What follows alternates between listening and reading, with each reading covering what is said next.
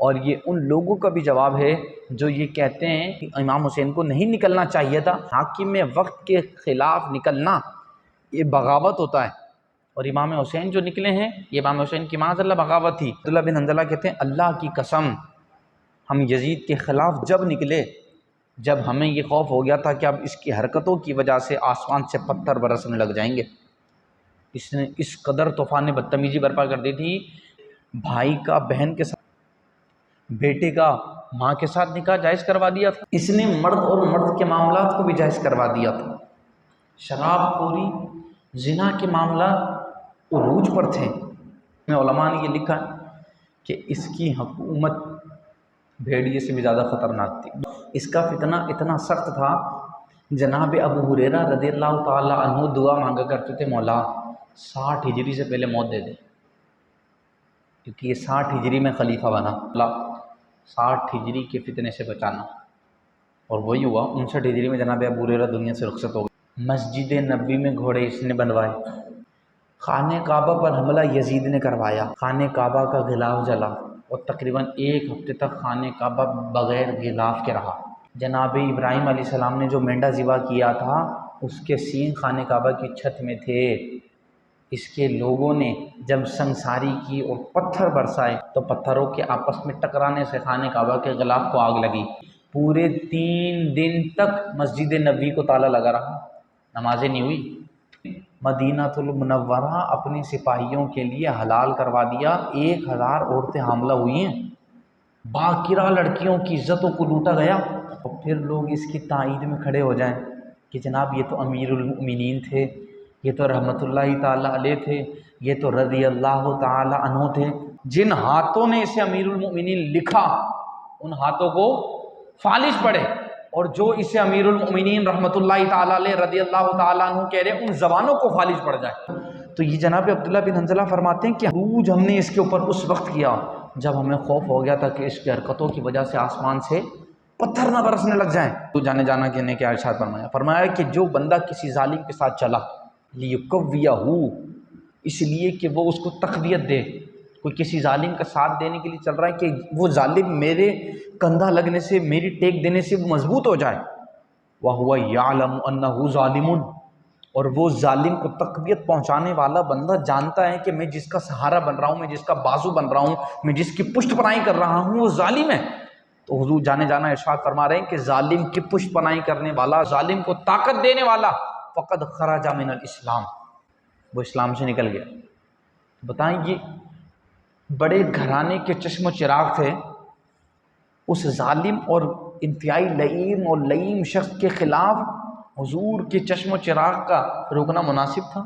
اگر امام حسین نہ نکلتے تو پھر ظالم کا ساتھ دینے والے شمار ہوتے۔ جیسے ہی یہ تخت نشین ہوتا ہے، اس کی فرسٹ پیورٹی یہ تھی کہ یہ جو بڑی بڑی گدیوں والے ہیں جیسے عبداللہ ابن عمر، عبداللہ ابن عباس، جناب جابر بن عبداللہ، عبداللہ ابن زبیر اور امام علی مقام، یہ نفوس قدسیہ اس وقت حیات تھی کہ ان کو قابو کر لوں، ان سے بیعت لے لوں، کیونکہ اگر انہوں نے میری بیعت کر لی تو پھر تو آگے معاملہ میرے لیے ایزی ہو جائے گا۔ یزید جیسے ہی تخت نشین ہوا، اس نے ولید بن عقبہ مدینے کے گورنر کو خط لکھا، امام حسین سے کہا جائے میری بیعت کر۔ وہ امام حسین کی بارگاہ میں پہنچتا ہے کہ حضرت یزید تخت نشین ہو گیا ہے اور آپ سے بیعت کا طالب ہے۔ فرمایا یہ قطعی طور پر نہیں ہو سکتا، یزید کے ہاتھ میں ہاتھ دینا، اسے خلیفہ تسلیم کر لینے کا مقصد یہ ہوگا کہ ہم اس کی عیاریاں، اس کی مکاریاں، اس کے گناہوں میں اس کے ساتھ ہیں، اور ہم جس خاندان سے تعلق رکھتے ہیں ہمیں یہ زیب نہیں دیتا، تو لہٰذا ہمیں تنگ نہ کیا جائے کہ ہم یزید کی بیعت کریں۔ یزید کو پیغام پہنچا دیا، حضرت امام حسین منع کر رہے ہیں۔ تو جب امام حسین نے انکار کیا تو امام حسین کو معلوم تھا کہ میرا انکار اس کے غصے کا، اس کی دشمنی بڑھنے کا سبب بنے گا۔ امام حسین نے پھر بھی انکار کیا۔ امام حسین رضی اللہ تعالی عنہ نے جان لیا کہ اب اگر میں یہاں رکوں گا نا تو یہ تنگ کرے گا، ایسا نہ ہو کہ مدینہ شریف میں خون ریزی اور خانہ جنگی ہو جائے۔ اب آپ نے وہاں سے کوچ کیا، اگر مدینہ چھوڑنا تو ایک عام مسلمان کے لیے مشکل ہو جاتا ہے، اور جس ہستی کے شب و روز مدینے میں گزرے ہوں اس نے مدینہ کیسے چھوڑا ہو؟ جو بندہ 55-56 سال مدینہ المنورہ کی پرکیف فضاؤں میں رہا ہو، معطر بہاروں میں رہا ہو، جس بندے کا بچپن، لڑکپن، جوانی اور پھر 55-56 سال کی عمر تلک جس بندے نے وہاں کے نظاروں کو دیکھا، اس کے لیے مدینہ چھوڑنا مشکل ہوگا۔ جناب سیدہ کا مزار وہاں، حضور جانے جانا کا مزار وہاں، جناب امام حسن کا مزار وہاں، آپ کیا سمجھتے ہیں امام حسین کے لیے کوئی چھوٹا موٹا کام تھا مدینہ چھوڑنا؟ امام حسین حضور علیہ السلام کے روزہ اقدس پر آ کر عرض کرتے ہیں، نانا جان حسین اب آپ کا روزہ چھوڑ کر جا رہا ہے، اب حسین کی ملاقات میدان محشر میں آپ سے ہوگی۔ مکہ المکرمہ میں جانے کی وجہ کیا تھی؟ کہ قرآن کی نص ہے وَمَن دَخَلَهُ كَانَ آمِنًا، جو حرم میں آ گیا وہ امن میں آ جاتا ہے۔ تو آپ نے سوچا کہ جب میں حدود حرم میں جاؤں گا تو اس کی خانہ جنگی اور خون ریزیوں سے بھی بچ جاؤں گا، یہ وہاں کون سا قتل و غارت کرے گا؟ تو یہ تو رب کا حکم ہے۔ تو آپ مکہ المکرمہ کی طرف گئے۔ کوفے والوں نے اس وقت 150 چٹھیاں بھیجی تھی، اس کے مضامین اس طرح کے تھے کہ حضرت آپ فی البدی کوفے آ جائیں، یزید تخت نشین ہو چکا ہے اور ہم یزید کی بیعت کرنا نہیں چاہتے، اگر آپ کوفے تشریف لے آئیں گے تو ہم آپ کو اپنا خلیفہ مانیں گے، ہم آپ کے ہاتھ میں ہاتھ دے کر بیعت کر لیں گے، لہذا کوفے آپ تشریف لے آئیں۔ یہ کوفیوں کا اصرار تھا، کوفے میں رہنے والے لوگوں نے تکرار کے ساتھ یہ جناب آپ کی بارگاہ میں عرضیاں پیش کی، حضرت کوفے آ جائیں، حضرت کوفے آ جائیں، ہم آپ کو اپنا خلیفہ ماننا چاہتے ہیں، ہم اپنی جانیں آپ پر قربان کریں گے، ہم اپنا مال آپ پر قربان کریں گے۔ تو تکرار کے ساتھ ان لوگوں نے جناب یہ ضد رکھی، اور اس وقت میں جب اتنے جناب آسائشیں اور اتنی آسانیاں نہیں تھی، اس وقت کے کٹھن دور کے اندر آپ امیجن کریں کہ 150 چٹھیوں کا آ جانا کتنی زیادہ اہمیت کی حامل یہ بات تھی کہ جب اونٹوں پہ سفر ہو رہے ہیں، گھوڑوں پہ سفر ہو رہے ہیں، 1 مہینے کا سفر ہوتا تھا، اس وقت میں کوفے سے مدینے 150 چٹھیوں کا آ جانا کوئی چھوٹی موٹی بات نہیں تھی۔ وہ بضد تھے اس بات پر کہ امام حسین کوفے آئیں اور یزید کی بیعت سے ہمیں چھٹکارا ملے، ہم یزید کی بیعت کرنا نہیں چاہتے۔ تو عبداللہ بن متی نے راستے میں مل کر جناب امام حسین سے کہا، حضرت آپ کوفے ہرگز مت جائیے گا، وہ ایک منحوس شہر ہے۔ کیوں؟ کیونکہ آپ کے برادر محترم پر جان لیوا حملہ بھی کوفے میں ہی ہوا ہے، آپ کے برادر محترم جناب امام حسن پر وہ چاقوں بھری زنجیر ان کی پشت پر کوفے میں ہی ماری گئی ہے، اور اس قدر خطرناک حملہ تھا، امید کبھی تھی کہ امام حسن شہید ہو جائیں، اور حضرت کوفے مت جائیے گا کیونکہ آپ کے والد گرامی جناب مولا علی کو بھی کوفے میں ہی شہید کیا گیا ہے، آپ کا وہاں جانا خطرے سے خالی نہیں۔ اور ان لوگوں کی چٹھیوں پہ چٹھیاں آ رہی تھی کہ امام حسین آپ مدینے سے جناب جلد از جلد تشریف لے آئیں، ہم آپ کے ہاتھ پر بیعت کرنا چاہتے ہیں۔ جب ان کی 150 چٹھیاں دیکھی، ان کا اتنا اصرار دیکھا، تو آپ نے جلیل القدر جو اصحاب موجود تھے ان سے میٹنگ مرتب کی، کہا یہ کوفے والوں کی چٹھیاں آ رہی ہیں، اب آپ لوگوں کی کیا رائے ہے، وہاں جایا جائے یا نہ جایا جائے؟ عبداللہ بن عباس، عبداللہ بن زبیر، جابر بن عبداللہ، اتنے جلیل القدر اصحاب نے فقط ایک ہی مشورہ دیا، حضور والا آپ کا وہاں جانا خطرے سے خالی نہیں ہے، اگر آپ وہاں جائیں گے تو کوئی بھی معاملہ درپیش ہو سکتے ہیں، لہٰذا ہم آپ کو کلی طور پر منع کرتے ہیں کہ وہاں نہ جایا جائے۔ لیکن ان لوگوں نے چٹھیوں کے اندر، ایپلیکیشن اور لیٹرز کے اندر اس طرح کے جناب مضامین لکھے تھے، اور اس طرح کی ان لوگوں نے تحریر مرتب کی تھی، امام حسین رضی اللہ تعالیٰ عنہ شرعی طور پر جانے کے لیے مجبور ہوئے۔ ان لوگوں نے چٹھیوں کے مضامین اس طرح لکھے کہ حضرت ہم یزید کی بیعت کرنا نہیں چاہتے، ہم نے تو امیر معاویہ کی بیعت نہیں کی تھی، تو ہم یزید کی بیعت کس طرح کر لیں، اور آپ نواسہ رسول ہیں، اگر آپ آئیں گے تو ہم اپنی جان آپ پہ قربان کریں گے، اپنا مال آپ پہ قربان کریں گے، لہٰذا آپ جلد از جلد کوفے تشریف لے آئیں۔ اور امام حسین رضی اللہ تعالیٰ عنہ کے پاس ان کی چٹھیوں کو اگنور کرنے اور ان کی چٹھیوں کو رد کرنے کا کوئی شرعی عذر آپ کے پاس موجود نہ تھا، بامر مجبوری آپ کو ان کی چٹھیاں قبول کرنا پڑی اور ان کے پیغام پر لبیک کہنا پڑا، کیونکہ اگر آپ ان کے پیغام پر لبیک نہ کہتے تو پھر مقصد یہ تھا کہ امام حسین نے ظالم اور جابر حکمرانوں کے حوالے ان مخلوق کو کر دیا۔ ان لوگوں نے چٹھیوں کے اندر لکھا، حضرت اگر آپ نہیں آئے تو آپ یقین جانیں ہم جب یزید کے ہاتھ پر بیعت کر لیں گے تو ہماری بیعت کا وبال آپ پر پڑے گا، ہم کل قیامت کے دن اللہ کی بارگاہ میں کہہ دیں گے مولا ہم نے تیرے نبی کے نواسے کو بلایا، ہم نے چٹھیاں دی، اپنی جان، اپنا مال، اپنا سب کچھ نبی کے نواسے پر قربان کرنے کا ہم نے یقین دلایا، لیکن نبی کے نواسے نہیں آئے۔ تو لہٰذا امام حسین آپ یاد رکھیں، اگر ہم نے یزید کی بیعت کر لی تو اس کا وبال بھی آپ سے پڑے گا، کیونکہ یزید کی فوج سے لڑنے کی طاقت ہمارے اندر نہیں، ہم یزید سے نہیں لڑ سکتے، ہم عوام ہیں اور عوام کو ریاست سے ٹکرانے کا حق نہیں ہوتا، جو ریاست سے ٹکراتا ہے وہ تباہ ہو جاتا ہے، لہٰذا آپ کو آنا پڑے گا۔ تو ایک طرف صحابہ کی رائے تھی نہ جایا جائے، اور ایک طرف ان کی چٹھیاں ایسی تھی کہ امام حسین جانے پر مجبور ہو گئے۔ تو اب کیا رائے نکلی؟ رائے یہ نکلی کہ امام حسین رضی اللہ تعالیٰ عنہ نے فرمایا کہ ہم خود نہیں جاتے، اپنا نائب، اپنا سفیر، اپنا خلیفہ کسی کو بنا کر بھیجتے ہیں، وہ وہاں جائے گا اور وہاں کے حالات سے ہمیں آ کر خبردار کرے گا۔ چٹھی بھیجنے کا، حالات اچھے ہوئے تو ہم بھی چلے جائیں گے، اور اگر حالات بہتر نہیں ہوئے، کوفے والوں نے جناب بدعہدی کی اور اپنا وعدہ توڑ دیا، ہم اپنے نائب کو بھی واپس بلا لیں گے۔ تو امام حسین رضی اللہ تعالیٰ عنہ نے جناب امام مسلم بن عقیل، آپ کے چچا زاد بھائی ہیں، ان کا انتخاب کیا، فرمایا کہ برادرم آپ نے کوفے جانا ہے، کیونکہ کوفے والوں کی طرف سے چٹھیاں آ رہی ہیں۔ صحابہ کرام کو بھی اطمینان میں لینا تھا کہ اگر وہاں سے ان لوگوں کے کمنٹس اچھے ہوئے تو صحابہ بھی مطمئن ہو جائیں گے، اور اگر کمنٹس اچھے نہ ہوئے ہم اپنے نائب کو بھی واپس بلا لیں گے، اور پھر شرعی عذر بھی آ جاتا۔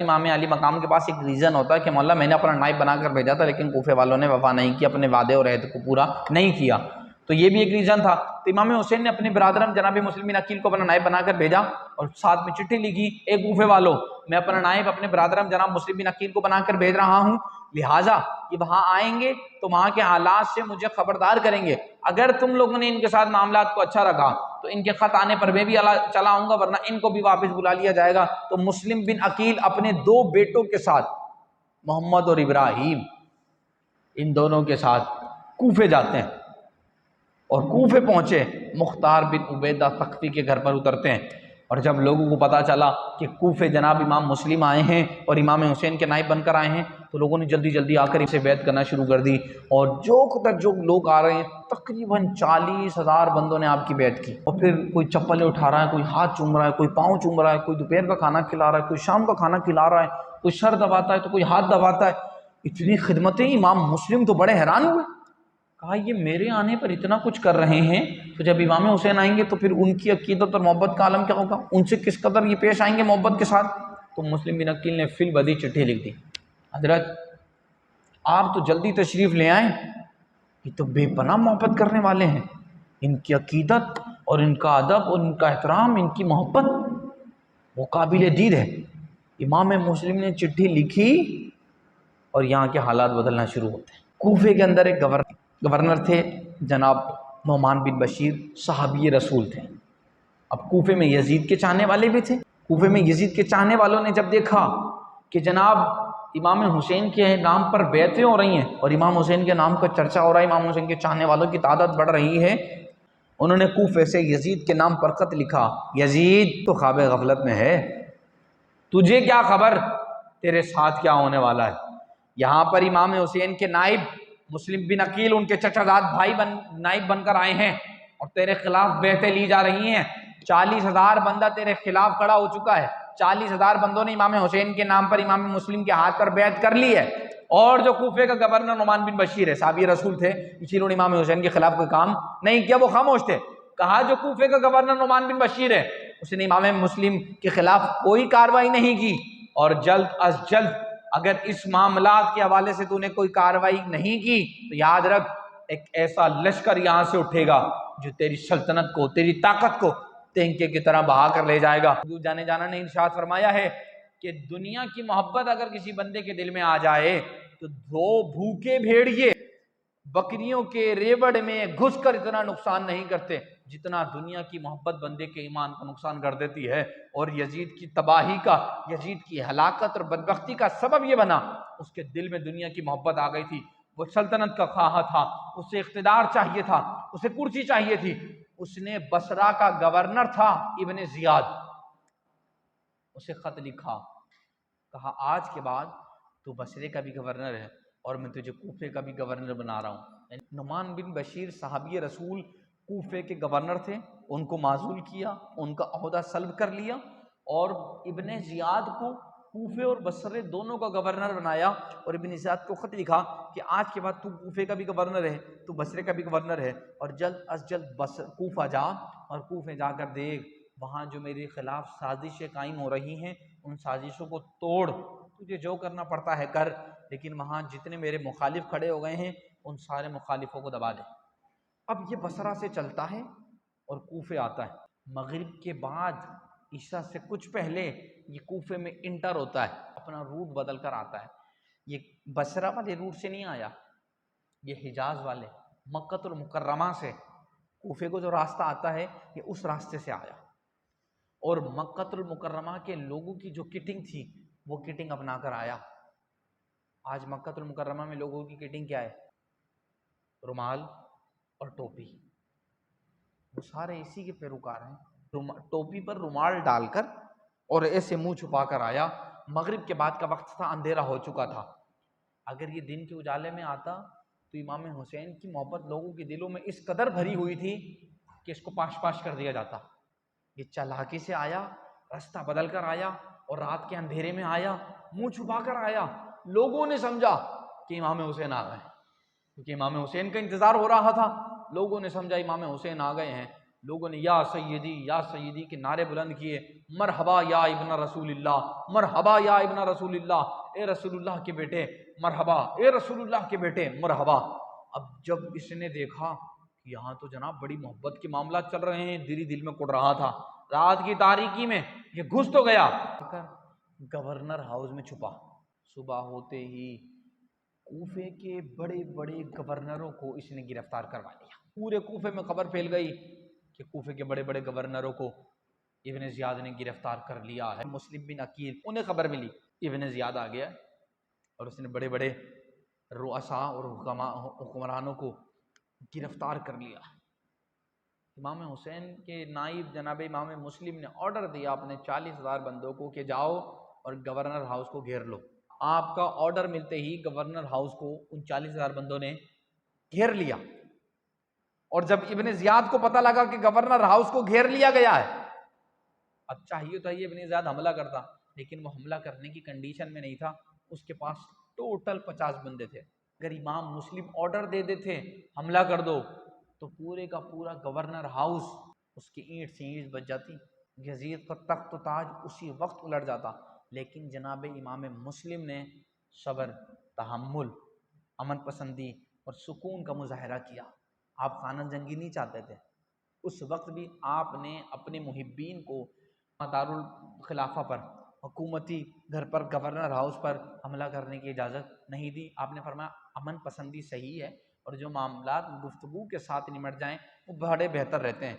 ابن زیاد نے یہ مکاری کی، امام مسلم کے امن پسندی کے درس کو، اس کا ناجائز فائدہ اٹھایا۔ نے جناب لوگوں کو متنفر کرنے کا ارادہ بنایا۔ جو اس نے بڑے بڑے حاکموں کو گرفتار کیا تھا کوفے کے، جو بڑے بڑے وڈیرے تھے، ان کو اس نے جمع کیا، کہا دیکھو اگر تم نے میرا ساتھ نہ دیا تم بھی مرو گے، تمہارے بچے بھی مریں گے، تو لہٰذا بتا دو تم میرا ساتھ دینا چاہتے ہو یا اپنی جان دینا چاہتے ہو۔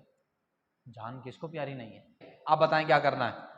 کہا تمہارے بہت سارے جان پہچان والے دارالخلافہ کا گھیرا کرے ہوئے ہیں، اگر ان تمام رشتہ داروں کو تم نے نہیں ہٹایا، کیونکہ کسی کا بھتیجا شامل ہے، کسی کا بیٹا شامل ہے، کسی کا جناب بھانجا شامل ہے، وہ سارے کے سارے گورنر ہاؤس کو گھیر کر کھڑے ہیں، اس کا محاصرہ کر کے کھڑے ہیں، تو لہٰذا ان تمام کے تمام بندوں کو ادھر سے ہٹانا تمہیں ذمہ دار، تمہاری ذمہ داری ہے۔ اگر تم نے ان بندوں کو گورنر ہاؤس کا محاصرہ کرنے سے نہ تو روکا، پھر یاد رکھو تمہیں بھی ماروں گا، اور تمہارے جتنے بچے موجود ہیں وہ سب مریں گے، تمہاری جائیداد پر قبضہ کر لیا جائے گا، تمہاری عزتوں کو لوٹا جائے گا۔ انہوں نے کہا حضرت آپ نہ ہماری جان لیں نہ ہمارے بچوں کی جان لیں، ہمیں گورنر ہاؤس کی چھت پر چڑھا دیں، ہم اپنے رشتہ داروں کو متنفر کرتے ہیں۔ اب یہ کوفے کے وڈیرے، کوفے کے رئیس لوگ دارالخلافہ گورنر ہاؤس کی چھت پر چڑھتے ہیں۔ دیکھو امام حسین کا ساتھ دینے کا کوئی فائدہ نہیں ہے، ان کے پاس حکومت نہیں، ان کے پاس اقتدار نہیں، ان کے پاس تخت نہیں، ان کے پاس تخت و تاج نہیں ہے، ان کے پاس پاور نہیں ہے، ان کے پاس ہتھیار نہیں ہے، بلا وجہ کی موت مارے جاؤ گے۔ یہ تو اقتدار کی جنگ ہے، تخت، تاج، حکومت، اقتدار، مال، طاقت، پاور سب یزید کے پاس ہے، امام حسین کے پاس کچھ نہیں۔ یہ ہمیں بھی مار دیں گے، تھوڑے دنوں کے بعد تم بھی مر جاؤ گے، لہٰذا اپنی جان بھی بچاؤ، ہماری جان بھی بچاؤ، امام حسین کا ساتھ دینے کو کوئی فائدہ نہیں ہوگا۔ جب ان کے رشتہ داروں نے یہ گفتگو سنی، 10 یہاں سے چلے گئے، 5 یہاں سے نکل گئے، 5 وہاں سے نکل گئے، 8 یہاں سے نکل گئے، 2 وہاں سے نکل گئے، 40,000 بندوں میں سے 500 بندے رہ گئے. ہمیں مسلم کو لوگوں نے کہا حضرت 40,000 بندے تھے 500 رہ گئے اب کیا کریں؟ پر ہم مغرب کی نماز ادا کرتے ہیں اس کے بعد دیکھتے ہیں کیا کیا جائے گا. امام مسلم نے نماز کے لیے نیت باندھی 500 نے پیچھے صفے باندھ لی. اب امام مسلم کے ساتھ بے وفائی اس طرح ہوئی کہ جب امام مسلم نے مغرب کا سلام پھیرا تو 500 میں سے پیچھے ایک بھی نہ بچا. اور آپ کو امام حسین کی یاد آ گئی. میں تو حضرت کو خط لکھ چکا ہوں حضور کوفے آ جائیں. تو آپ کے محبین اور متعلقین متوسلین بے شمار ہیں, آپ سے ٹوٹ کر پیار کرنے والے ہیں, مجھ سے بے پناہ محبت کر رہے ہیں, تو آپ کی عقیدت تو یہ مجھ سے بھی بڑھ چڑھ کر کریں گے. اب امام حسین جب یہاں آئیں گے تو چمن زہرا کے اس پھول کا کیا بنے گا؟ آپ باہر نکلتے ہیں مسجد سے, جس کے دروازے پہ کنڈی پر دستک دی جاتی ہے اندر سے بند, یہ وہ 40,000 بندے تھے جنہوں نے چٹیاں لکھ کر بلایا تھا. اسی لیے کہا گیا کوفی لا یوفی. اسی لیے عبداللہ بن مطیع نے کہا تھا حضرت کوفے جانا خطرناک ہوگا, کیونکہ کوفے میں آپ کے والد گرامی کو شہید کیا گیا, کوفے میں آپ کے برادرم جناب امام حسن پر جان لیوا حملہ ہوا. ابھی امام حسین آئے نہیں تھے اور امام مسلم کے ساتھ یہ غداری ہو چکی. جہاں دستک دیتے دروازہ بند. ایک بی بی دروازے کے باہر بیٹھی تھی, آپ کو پیاس کی شدت نے تڑوایا. اس بوڑھی خاتون سے آپ نے کہا محترمہ پانی کی پیاس ہے, اگر پانی پلا دیا جائے. وہ محترمہ پانی کا گلاس لے کر آئی, امام مسلم پانی پینے لگے. تو اس بیوی نے کہا حضرت آپ اس رات کی تاریکی میں کہاں گھوم رہے ہیں؟ کہا یہ کوفے والے لوگ ہیں جنہوں نے تمام لوگوں نے مل کر ہمیں یہاں بلایا, میں تو امام حسین کا نائب بن کر آیا. آج ان لوگوں نے بے وفائی کی حد کر دی کہ آج اپنے ہی مہمان کو بلا کر اپنے ہی مہمان پر دروازے بند کر دیے. ہم تو ان کے بلانے پر آئے تھے, آج ان لوگوں کے گھر میں جناب بٹھانے کے لیے بھی جگہ نہیں. 2 ننھے بچوں کا ساتھ ہے, کہاں سلائیں, کہاں بٹھائیں, کہاں اٹھائیں؟ اس محترمہ نے کہا حضرت آپ خاندان نبوت کے چشم و چراغ ہیں, آپ مسلم بن عقیل ہیں. میں نے تو بڑا چرچا سن رکھا تھا کہ کوفے والے نے آپ کی بڑی عزت افزائی کی ہے, بڑی حوصلہ افزائی کی ہے, آپ کی بڑی جناب وہ عقیدت اور احترام میں پیش ہیں. کہا وہ پیش تھے, وہ 40,000 لوگ جنہوں نے بیعتیں کی تھی سب اپنی جان کے خوف سے بیعتیں توڑ کر دفع اور رفع ہو گئے, ادھر ادھر ہو گئے ہیں. سب نے اپنے دروازوں پر قفل لگا لیے ہیں, کوئی دروازہ کھولنے والا نہیں ہے. کہا حضرت آپ جیسی مقدس ہستی کا میرے گھر کے سامنے آنا یہ میرے لیے اعزاز کی بات. کہا حضرت اگر ان لوگوں نے اپنے گھر کے دروازے بند کر دیے ہیں تو کیا ہوا, اس بوڑھی خاتون کا دروازہ آپ کے لیے کھلا ہوا ہے. اس بوڑھی خاتون نے جناب امام مسلم کو گھر میں بلایا, آپ کے لیے ایک کمرہ مختص کیا, بستر پر بٹھایا, اور پھر وہ جناب اپنے دوسرے کمرے میں جا کر بڑی کشمکش اور پریشانی میں تھی. تھوڑی دیر کے بعد اس کا بیٹا آتا ہے, اس نے دیکھا کہ ماں بڑی پریشان ہے. کہا اماں جان بڑی پریشان بیٹھی ہو, کیا ہوا؟ کہا بیٹا امام مسلم امام حسین کے نائب بن کر آئے تھے اور کوفے والے لوگوں نے بے وفائی کی, پہلے بیعت کی اور پھر اپنی جان کے خوف سے لوگوں نے بیعت توڑ دی. آج وہ بے سر و سامان ہیں, لوگ پریشان, وہ پریشان ہیں, لوگوں نے اپنے دروازوں پہ تالے لگا لیے ہیں. کہا امی جان کہاں ہیں؟ کہا بیٹا یہ تو ہم پر اللہ نے کرم نوازی فرما دی, انہوں نے ہمارے گھر پر قدم رنجہ فرمایا. یہ شکی بدبخت ابن زیاد کا ساتھی تھا, یہ شکی بدبخت یزید کا سپورٹر تھا. اس نے کہا اوہو میری ماں تو بڑی بولی ہے, آج تو کام بنایا, کیونکہ ابن زیاد نے جناب امام مسلم کے سر پر انعام مقرر کر رکھا ہے. یہ تو خود ہی گھر چل کر آ گئے ہیں. صبح ہی جاتے ہی جناب میں یہ ابن زیاد کے دربار کے اندر اعلان کروں گا کہ آپ کو جو بندہ درکار ہے وہ میرے گھر میں موجود ہے, ان کو گرفتار کروا کر ان کے سر پر جو انعام کی رقم ہے وہ جلد از جلد موصول کر لوں گا. ابن زیاد کے دربار میں پہنچتا ہے کہ حضرت جس بندے کے آپ متلاشی ہیں وہ میرے گھر میں موجود ہے, جا کر پکڑ لیں. ابن زیاد نے تقریباً 15 سے 20 بندوں کا جناب ایک ٹولہ, ایک وفد بنایا امام مسلم کو گرفتار کرنے کے لیے. اور جیسے ہی امام مسلم کو گرفتار کرنے کے لیے پہنچتے ہیں, آتے ہی ان بندوں نے حملہ شروع کر دیا. جب امام مسلم پر حملہ کیا تو امام مسلم نے کہا کہ اگر تم تلوار چلانا جانتے ہو تو تلوار چلانا ہمیں بھی آتی ہے. امام مسلم نے اکیلے نے ان 20 بندوں کا مقابلہ کیا. ان 20 بندوں کا جو امیر اور بڑا بن کر آیا تھا, اس نے کہا اگر اس بندے کو قابو کرنا ہے تو یہ بندہ تلواروں سے قابو نہیں آئے گا, اس بندے کو چال بازی سے قابو کیا جائے. لہٰذا اس قافلے کے امیر نے چال بازی کی. کہا بدتمیزو تمہیں شرم نہیں آتی, تم نے امام حسین کے نائب پر حملہ شروع کر دیا, تمہیں لڑائی کرنے کے لیے کب بھیجا تھا؟ کہا حضرت ہم معافی چاہتے ہیں, ہم نے انہیں لڑائی کرنے کے لیے نہیں بھیجا تھا, ہم تو چاہتے ہیں کہ جناب صلح کی کوئی صورت نکل آئے. یہ لوگ تو بدتمیز ہیں کہ ان لوگوں نے آتے حملہ شروع کر دیا, لہٰذا آپ بھی تلوار رکھ دیں, ان سے بھی میں تلواریں رکھوا رہا ہوں. آپ ابن زیاد کے دربار میں چلے, وہاں بیٹھ کر کوئی مکالمہ ہو, کوئی بات چیت ہو, صلح کی صورت نکل آئے گی. لڑائی جھگڑا نہیں ہونا چاہیے. امام مسلم کو دارالخلافہ گورنر ہاؤس لے کر جایا جاتا ہے. ایک قول تو یہ ہے جیسے ہی امام مسلم انٹر ہوتے ہیں دونوں طرف سے تلوار کا وار ہوتا ہے اور آپ شہید ہو جاتے ہیں. اور دوسرا قول یہ ہے کہ امام مسلم اپنے ننھے ننھے بچوں کے ساتھ جناب انٹر ہوتے ہیں دارالخلافہ میں اور ابن زیاد کے سامنے پہنچتے ہیں، کہا دیکھو کہ دو صورتیں ہیں، امام علی مقام کو بھی بیعت کروانا جب وہ آ جائیں اور خود بھی یزید کی بیعت کر لو۔ دیکھو جہاں تک میری بیعت کا سوال ہے تو وہ تو قطعی طور پر نہیں ہوگی، اور جہاں تک امام حسین کی بیعت کروانے کا، انگوٹھا لگوانے کا، ووٹ دلوانے کا سوال ہے، اور میں وہ بھی قطعی طور پر نہیں ہوگی، اس کے علاوہ جو تو کرنا چاہتا ہے کر لے، تو لہٰذا مرنے کے لیے تیار ہو جاؤ۔ امام مسلم کو دو بندے پکڑ کر گورنر ہاؤس کی چھت پر لے کر جاتے ہیں، اور وہاں سے آپ نے کوفے کے ان تمام لوگوں کو دیکھا جو آپ کے ہاتھ میں ہاتھ دے کر بیعت کر چکے تھے، ان 40,000 بندوں کا مجمع آپ نے دیکھا جو آپ کی دست بوسیاں کر رہے تھے، چپلیں اٹھا رہے تھے۔ فرمایا کوفے والو، اب بھی اگر تمہارے دل میں حضور کی آل کی محبت کا ذرہ باقی ہے تو سنو، میں 3 باتیں کہہ رہا ہوں، ان 3 باتوں پر عمل کر لو۔ پہلی بات تو یہ کہ جب یہ میرے سر سے، میرے جسم سے میرے سر کو جدا کر کر میری باڈی کو، میرے جسم کو باہر پھینکیں تو میرے جسم کو اٹھا کر کہیں دفنا دینا۔ دوسرا کہ میرے ہتھیاروں کو بیچ کر فلا کا قرضہ دینا ہے وہ دے دینا۔ اور تیسرا امام حسین کے نام کوئی خط لکھ دے کہ خدا را وہ کوفے نہ آئے۔ خبردار اگر کسی بندے نے بھی مسلم کی بات کو مانا۔ اب امام مسلم کو شہید کیا جاتا ہے 3 ذی الحجہ 60 ہجری، اور ادھر امام مسلم شہید ہوئے اور ادھر سے جناب امام حسین رضی اللہ تعالی عنہ مکہ المکرمہ سے نکل جاتے ہیں۔ آپ راستے میں پہنچتے ہیں، آپ کو خبر ملتی ہے کہ امام مسلم شہید ہو گئے۔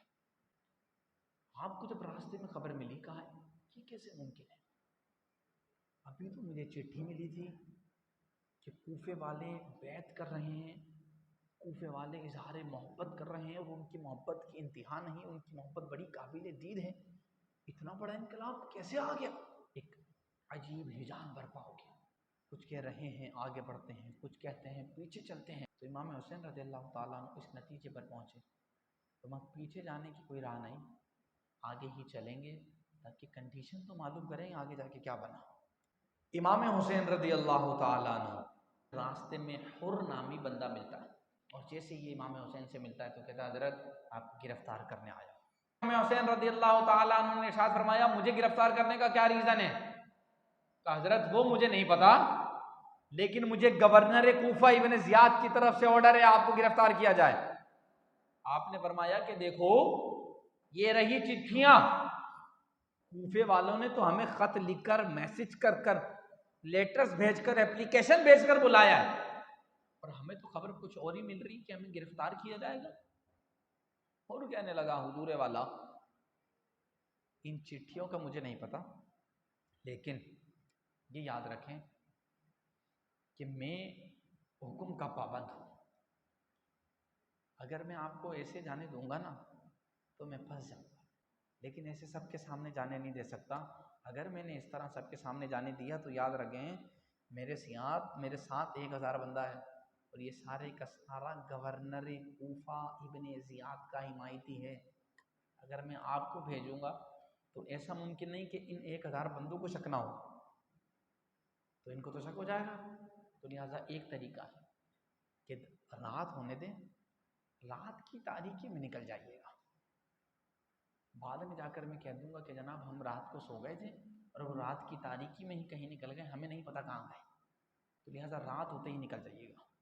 امام حسین رضی اللہ تعالیٰ عنہ جیسے ہی رات کی تاریکی چھاتی ہے، کوفی وہ جو بندے آئے تھے جناب حر کے ساتھ، وہ جب خواب غفلت میں گئے، عالم رؤیت میں پہنچے، سو گئے، امام حسین نے اپنے ساتھیوں کے ساتھ سفر شروع کر دیا۔ چلتے رہے چلتے رہے چلتے رہے چلتے رہے چلتے رہے، صبح ہوئی، ادھر سے حر کا قافلہ اٹھا، دیکھا امام حسین وہیں۔ حر نے کہا حضرت آپ گئے نہیں؟ کہا بھائی چلے تو تھے پوری رات چلے، لیکن یہ سمجھ میں نہیں آیا کہ کیا ہوا، ہم پوری رات جانے کے بعد بھی نہیں جا سکے۔ کہا حضرت چلیں، میں آج پھر اپنے ان 1000 بندوں کو کوئی نہ کوئی ہیلے بہانے کر کر سمجھا دوں گا، اگلی رات چلے جائیے گا۔ اب جو رات آئے اس رات کو اپنے ساتھیوں کے ساتھ خاموشی سے نکل جائیے گا، باقی بعد کے معاملات میں ہینڈل کر لوں گا۔ امام حسین نے اگلی رات پھر سفر شروع کیا، چلتے رہے چلتے رہے چلتے رہے، پوری رات سفر کیا، صبح ہوئی پھر وہیں۔ 3 راتیں چلے اور جانے کے بعد بھی نہیں جا سکے۔ پھر امام حسین رضی اللہ تعالیٰ عنہ نے پوچھا اس زمین کا نام بتایا جائے۔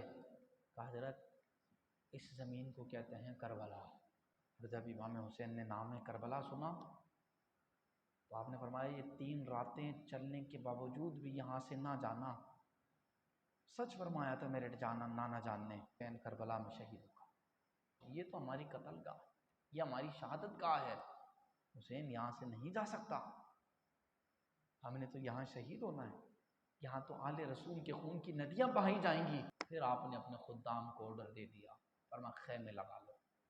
اور پھر جب خیمے لگتے ہیں نا، جہاں لکڑی گاڑی جاتی ہے وہاں سے خون نکل آتا ہے۔ رائے جناب زینب رضی اللہ تعالیٰ عنہ، بھیا جان یہاں سے چلیں، میرا دل گھبرا رہا۔ امام حسین رضی اللہ تعالیٰ عنہ نے اپنی بہن سے بھی وہی بات ارشاد فرمائی، کا بہنا یہ تو ہماری شہادت گاہ ہے،